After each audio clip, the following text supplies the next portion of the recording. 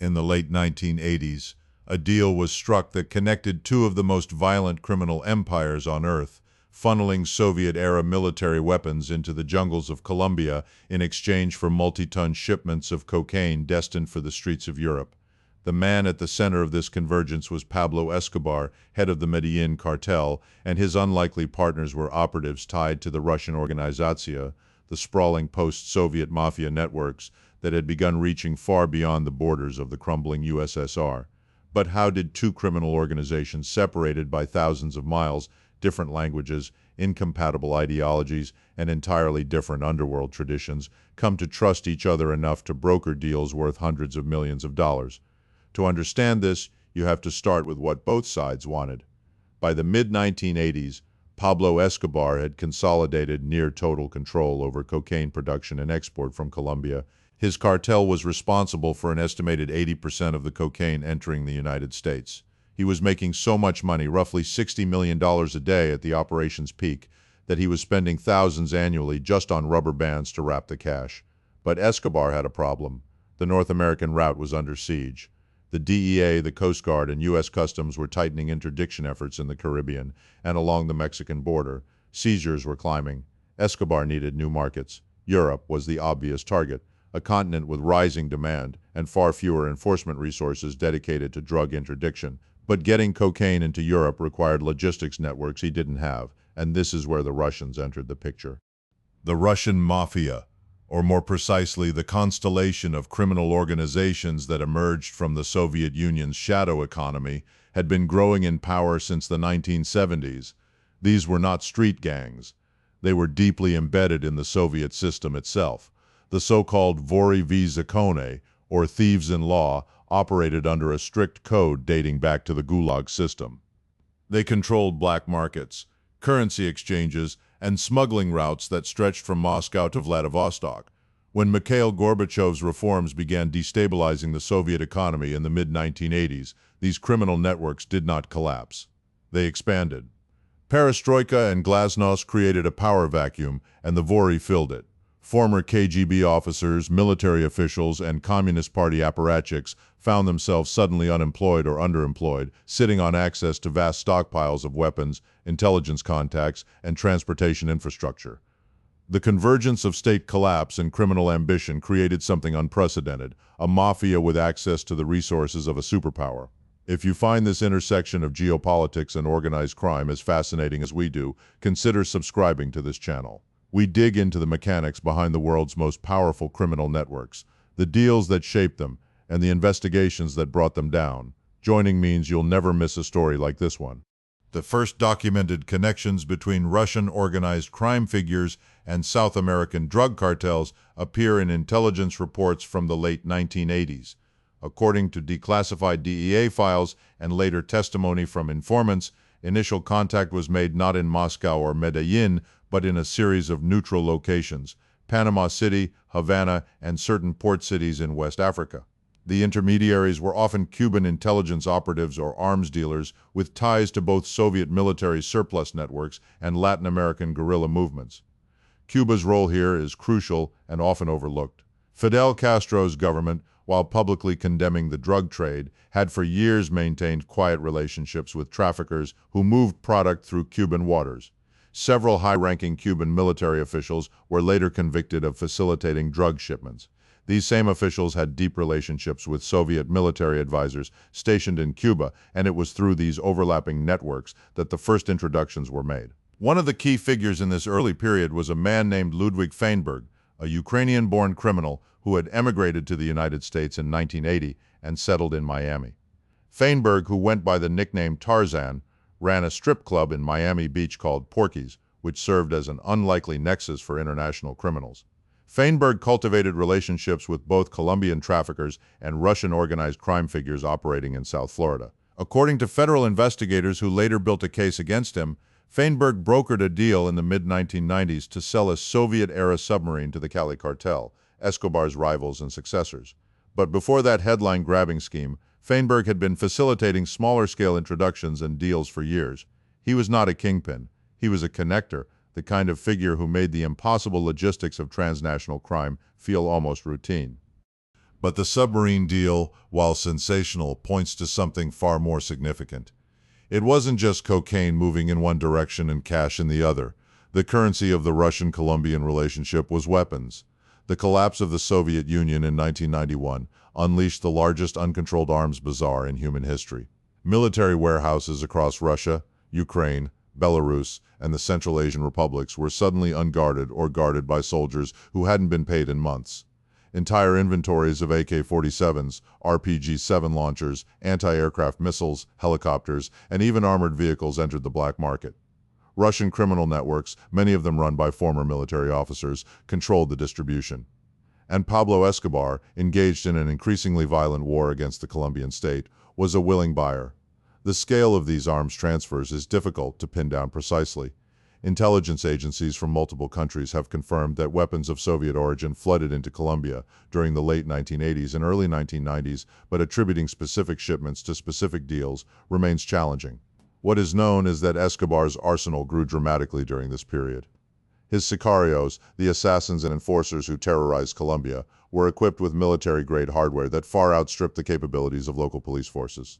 Some of these weapons arrived via circuitous routes through Central America, particularly through Nicaragua, where the Sandinista government maintained close ties with the Soviet Union and where arms stockpiles from the Contra War were readily available. Others came through West African ports, particularly in Guinea-Bissau and Liberia, countries where state authority had effectively collapsed and where Russian-linked arms dealers like Victor Bout were already operating. Victor Bout deserves a moment here because his career illustrates the ecosystem that made these deals possible. A former Soviet military intelligence officer, Bout built a global air freight network in the 1990s that transported weapons to conflict zones across Africa, the Middle East, and South America.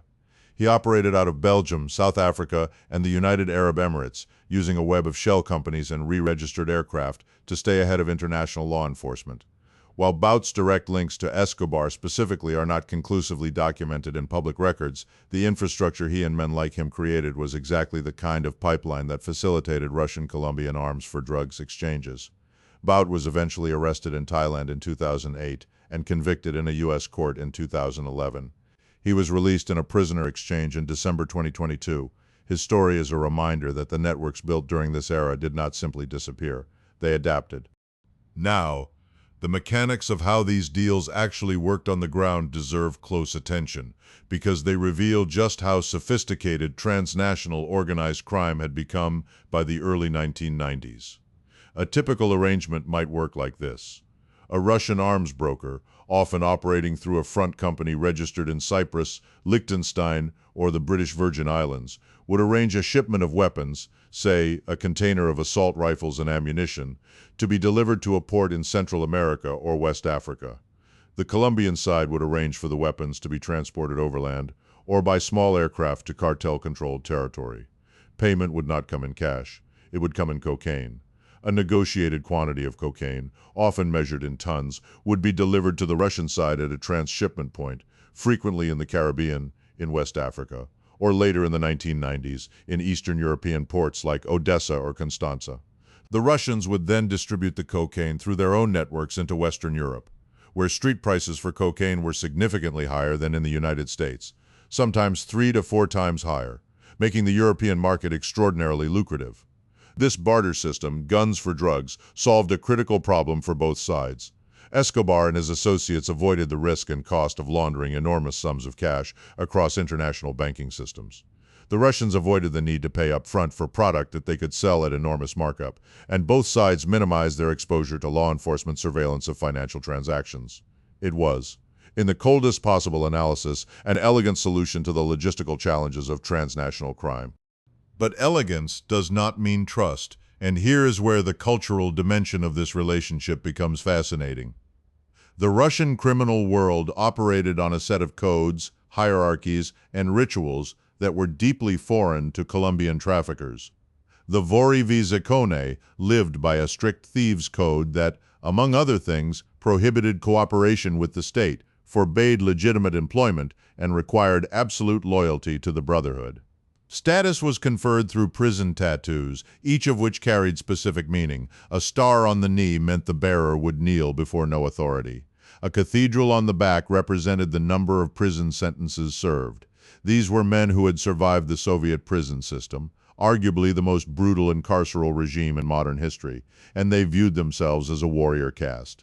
The Colombians, by contrast, operated on a model that was more entrepreneurial and family-based. Escobar ran the Medellín Cartel less like a secret society and more like a ruthless corporation, with himself as the undisputed CEO. He used a combination of bribery, known as plata, and assassination, known as plomo, silver or lead, to control everyone from street dealers to Supreme Court justices. The cultural gap between these two traditions was enormous, and yet business found a way. Part of what bridged the gap was the role of intermediaries, men who spoke both languages, figuratively and sometimes literally. Cuban intelligence contacts, as mentioned, served this role early on. Later, as Russian émigré communities grew in cities like Miami, New York, and certain European capitals, a new class of facilitators emerged, bilingual criminals who understood both the post-Soviet underworld and the Latin American drug trade. These men operated in the shadows, rarely named in indictments, rarely appearing in headlines, but absolutely essential to making deals happen. They negotiated terms, verified product quality, arranged secure communications, and most importantly, provided the personal guarantees that substituted for the kind of contractual enforcement that legitimate businesses rely on courts to provide. One of the most dramatic episodes in this relationship occurred in 1993, when Escobar was at his most desperate. By then, he had escaped from his self-designed prison, La Catedral, and was being hunted simultaneously by Colombian security forces, the DEA and the vigilante group Los Pepes, which had connections to the Cali cartel, and, according to credible reports, to elements within Colombian intelligence. Escobar was burning through resources, moving between safe houses in Medellín, and his supply lines were under constant pressure. Intelligence intercepts from this period, some of which were later referenced in congressional testimony and investigative journalism, suggest that Escobar's organization made urgent requests for weapons and communications equipment through Russian-linked channels. Whether these requests were fulfilled before Escobar was killed on December 2, 1993, on a rooftop in the Los Olivos neighborhood of Medellín remains a matter of some dispute. What is clear is that the networks he had helped build did not die with him. After Escobar's death, the cocaine trade did not slow down, it restructured. The Cali cartel assumed dominance for a brief period before its leaders were arrested in 1995 and 1996. Then came the era of the smaller, more decentralized trafficking organizations, and eventually the Mexican cartels rose to take control of the North American distribution chain. But the European market, the one that Russian networks had helped open, continued to grow, and Russian organized crime groups became increasingly important players in that market. By the mid-1990s, Russian Mafia groups had established cocaine distribution networks across Western Europe, with major hubs in Spain, the Netherlands, Belgium, and Italy. They worked in partnership with local criminal organizations, including the Italian 'Ndrangheta, which controlled much of the cocaine entering Europe, through the port of Gioia Tauro in Calabria. The port of Antwerp in Belgium became another critical entry point, and Russian-linked groups were identified by Europol as significant players in that corridor. The cocaine arriving in Europe was no longer coming exclusively from Colombian sources through Russian intermediaries. The supply chain had diversified, with Brazilian, Peruvian, and Bolivian sources entering the mix. But the template, the model of exchanging military hardware and logistical access for narcotics, had been established during the Escobar era, and it endured. Here is a detail that captures the scale of what was happening. In 1997, Colombian and U.S. authorities intercepted a shipment of approximately 10 tons of cocaine in the port of St. Petersburg, Russia. 10 tons. This single seizure was valued at roughly $1 billion at European street prices. The investigation revealed connections between Colombian trafficking organizations and a Russian criminal network operating out of St. Petersburg, a city that had become one of the most dangerous and criminally saturated urban centers on the planet during the 1990s. The St. Petersburg underworld was controlled by figures like Vladimir Kumarin, also known as Barsukov, the head of the Tambov gang, one of the most powerful criminal organizations in post-Soviet Russia. Kumarin's organization had tentacles in real estate, banking, the fuel trade, and the port infrastructure of St. Petersburg. The cocaine seizure was a window into how deeply the drug trade had penetrated Russian organized crime, and how far the networks established during the Escobar era had evolved. The geopolitical dimensions of this story are impossible to ignore. During the Cold War, the Soviet Union and the United States fought proxy wars across Latin America, Africa, and Asia. Weapons flowed to guerrilla movements, governments were destabilized, and entire regions were reshaped by superpower competition. When the Cold War ended, the weapons didn't vanish, the relationships didn't dissolve, they were privatized. The arms for drugs networks that connected Russian Mafia figures with Colombian cartels were, in a very real sense, the privatization of Cold War infrastructure. The same planes that had once carried Soviet military aid to Nicaragua or Angola were now carrying AK-47s to FARC guerrillas or Escobar's enforcers. The same banking channels that had once moved covert state funds were now laundering drug money. The line between state actor and criminal entrepreneur, always blurry in the Soviet system, became virtually invisible in the chaos of the 1990s. This brings us to the question of law enforcement. How did agencies like the DEA, the FBI, and their international counterparts respond to this convergence? The answer is slowly and with enormous difficulty. The problem was jurisdictional. No single agency had the mandate or the capacity to investigate a criminal network that spanned Colombia, Russia, Cuba, West Africa, and Western Europe. The DEA was focused on drug trafficking. The FBI was focused on domestic organized crime. The CIA had intelligence on arms trafficking, but was reluctant to share it with law enforcement agencies, partly because some of the arms networks being used by Russian criminals overlapped with networks that the CIA itself had exploited during the Cold War. International cooperation was hampered by the political instability in Russia, where law enforcement agencies were often compromised by the very criminal organizations they were supposed to investigate. It wasn't until the late 1990s and early 2000s that coordinated international operations began to produce significant results. Operations like Operation Casablanca, which targeted Mexican and Colombian money laundering networks, and Operation Odessa, which targeted Russian organized crime figures in the United States, began to reveal the full scope of the transnational criminal infrastructure. But these operations also revealed how resilient that infrastructure was. Every time a network was disrupted, it reformed. Every time a kingpin was arrested, a successor emerged. The underlying market forces, the demand for cocaine in Europe and the surplus of weapons in the former Soviet space, remained unchanged. One of the most telling indicators of the long-term impact of the Russian-Colombian criminal nexus is the trajectory of cocaine prices and seizures in Europe over the past 3 decades.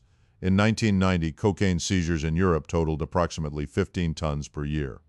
By 2000, that figure had risen to approximately 60 tons. By 2020, European authorities were seizing over 200 tons of cocaine annually, and experts estimated that seizures represented only 10 to 15% of the total volume entering the continent.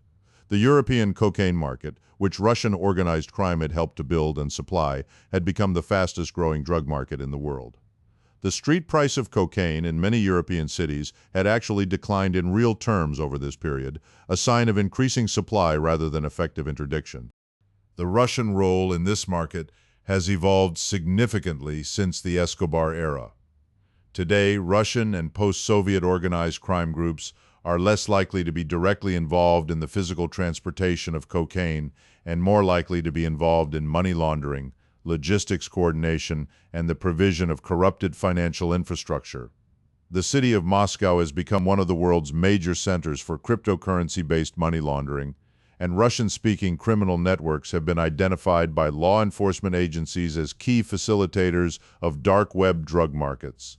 The Hydra market, a Russian-language darknet marketplace that was taken down by German and U.S. authorities in April 2022, processed an estimated $5 billion in cryptocurrency transactions before its closure, a significant portion of which was linked to drug trafficking. There is a deep irony in this history. The Soviet Union positioned itself as the ideological opponent of Western capitalism and its associated vices, including drug use. Soviet propaganda frequently pointed to the drug crisis in the United States as evidence of capitalist decadence and moral failure. And yet, it was the collapse of the Soviet system and the criminal networks it had inadvertently incubated that helped fuel one of the greatest expansions of the global drug trade in history. The men who built these networks were not ideologues. They were pragmatists. They saw opportunity in chaos, and they seized it with a ruthlessness that rivaled anything Pablo Escobar himself could muster. Escobar's own legacy in this context is worth a final reflection. He is often portrayed as a singular figure, a uniquely evil genius who built a drug empire through sheer force of will. But the Russian connection reveals something more unsettling. Escobar was a node in a network, a critical one certainly, but a node nonetheless. The system he operated within, the global infrastructure of illicit trade, predated him and survived him. He did not create the demand for cocaine in Europe. He did not create the surplus of Soviet weapons. He did not create the corrupt banking systems that laundered his money. He exploited all of these things, and he did so with terrifying effectiveness. But the system itself was bigger than any one man, and that is precisely why it proved so difficult to dismantle. The story of how the Russian Mafia conducted business with Pablo Escobar is not just a story about criminals. It is a story about what happens when empires collapse, when state institutions fail, and when the infrastructure of power, the weapons, the intelligence networks, the transportation systems, the financial channels, falls into the hands of men who answer to no flag, no ideology, and no law. It is a story about the dark side of globalization, the way that the same forces that connected legitimate economies also connected criminal ones, creating networks that are transnational, adaptive, and extraordinarily resilient. The deals struck in the late 1980s and early 1990s between Russian arms dealers and Colombian drug lords set in motion dynamics that continue to shape the global criminal landscape today. The cocaine flowing into European ports, the weapons flowing into conflict zones, the dirty money cycling through shell companies and cryptocurrency exchanges, all of it traces back, in part, to a moment when two of the most powerful criminal organizations on Earth looked across the divide of language, culture, and geography and recognized in each other a partner. That recognition, cold, calculating, and devoid of any sentimentality, may be the most honest expression of how power really works when no one is watching.